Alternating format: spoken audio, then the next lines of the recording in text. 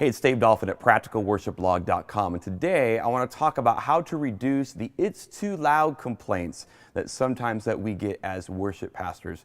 Andy Stanley talks a lot about that some things are a problem to solve and some things are a tension to manage, and I think that the volume of the worship is definitely a tension to manage. And so if you're seeing an increase of maybe the complaints of "it's too loud," or your senior pastors come to you and said, "Hey, we really got to do something about that," this video is for you. Now, I have a friend of mine, his name is Nate, and he has the Volunteer Tech Vlog on the Live Sound 101 YouTube channel, and this is what he had to say about that. Hey Dave, thanks for having me on your YouTube channel. I'm excited to collaborate with you. Man, what a great question. How to handle "it's too loud" complaints.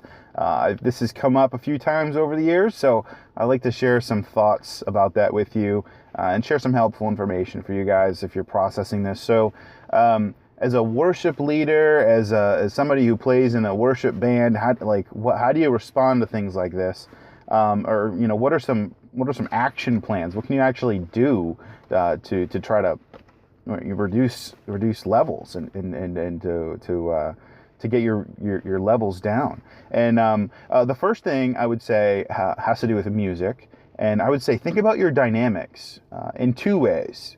Think about your dynamics within the song between intro, verse, chorus, and then think about your dynamics in the whole worship set, from song to song, and kind of like where you want to take people. You might have one song this loud, and then you bring it down, and just think about that, like a piano and vocal song or acoustic guitar and vocal song somewhere in the mix.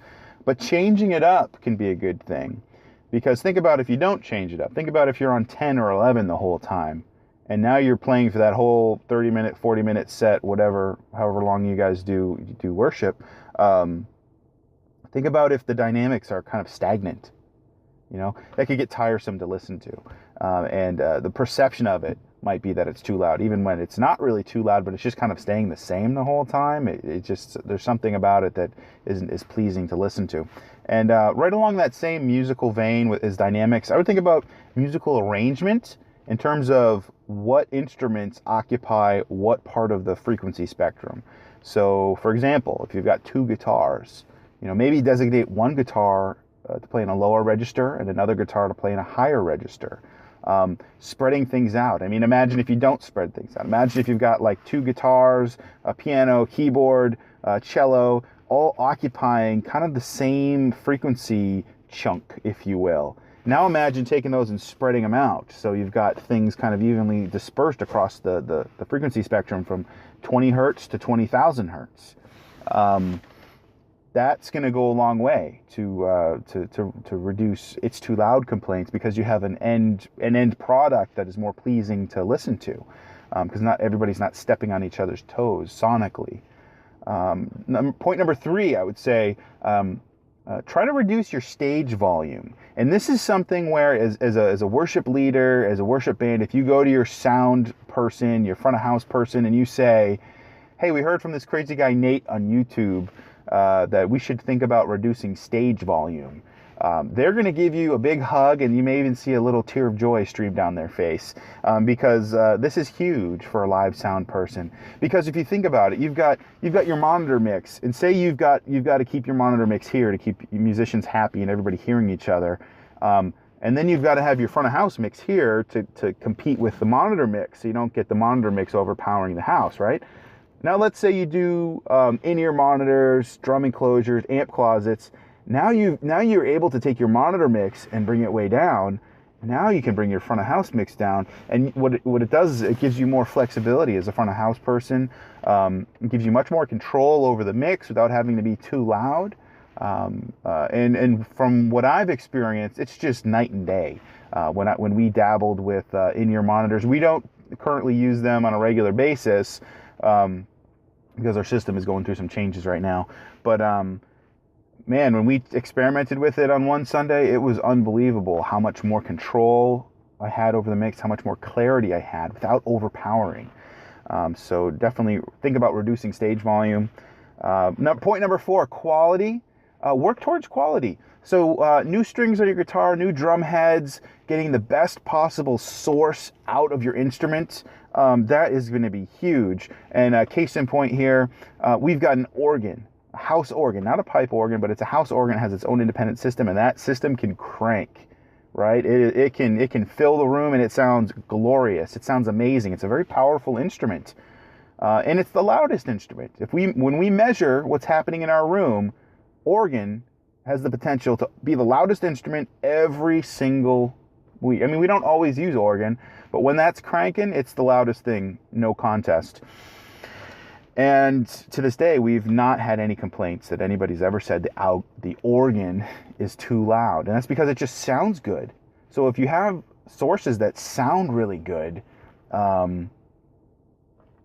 it's funny how the too loud complaints kind of go down. Now, when you have a lot of electric guitars, electric bass, live drums, acoustic drums,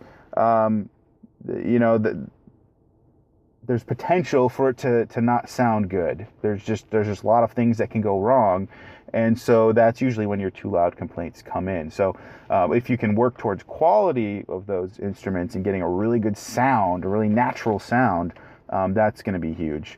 And point number 5, I kind of already alluded to this, but your dB levels, monitor them on a regular basis from week to week. Now, you might be thinking, well, that's going to be expensive. We're going to have to invest in a lot of expensive software. And you can invest hundreds or thousands of dollars in dynamic monitoring software where you see the frequency spectrum and the dynamic range changing real-time analyzer as the band plays, and you can record snapshots and things like that. You can invest in a system like that, spend lots of money, but you don't have to. You can also, what we do is you can have a handheld dB/SPL meter, and the trick is dialing that in the same way from week to week every week. So we use dB/SPL A-weighted slow, and we measure from the same location every week. And I come in the morning and I hit that max hold button, and I reset the max button there. And what that does is it monitors what is the max, what is the peak that we hit, and it holds that level and records it. So at the end of the service, I can go look at it and see what our max was. And that gives me an idea. If I know the max was here, I know, the majority of it was down here, like in terms of dynamic range from that fixed location. And what that allows you to do is actually have a set of data so that when you do get an email or, a comment in your suggestion box or whatever it is, and it says, hey, it was too loud on, November 11th or, whatever, you can look back at November 11th and say, oh yeah, you know what, there was an anomaly that happened that day. We had like a kid's, musical or something like that. And, one of the kids, dropped the microphone right in front of the monitor, and there was feedback. And so, we had a loud event or something like that, or you get the idea. But it's good to have data to match things up to, because you might get an it's too loud complaint and come to find out it actually wasn't really too loud. You were right in the same dynamic range that you always are, but maybe the style was different, and maybe the person really just didn't care for that particular style of music, and it just kind of came out as a too loud complaint. So, and then there's a whole nother way to deal with that, right? So, but it gives you a frame of reference. That's good stuff from Nate from the Volunteer Tech Vlog on the Live Sound 101 YouTube channel. We'll put a link to his channel in the description below and encourage you to check it out. If you're a volunteer sound guy in the church, he's got tons of resources that are targeted just to you. And so I would encourage you to check that out. If you've got any questions about some of the things that you heard, hit us up in the comments below. Myself and Nate would love to answer any questions that you might have. And here at the Practical Worship Blog YouTube channel, we love to have videos just like this that share tips and tricks and ideas for the everyday worship leader. And so if this has been helpful, I would encourage you to subscribe to the channel. That way you know when new videos hit here at YouTube. Also, we'd be honored if you liked the video or shared it on social media with your friends. That way we can get this information out to more and more people. And for more great practical information and advice about leading worship in the church, check out practicalworshipblog.com.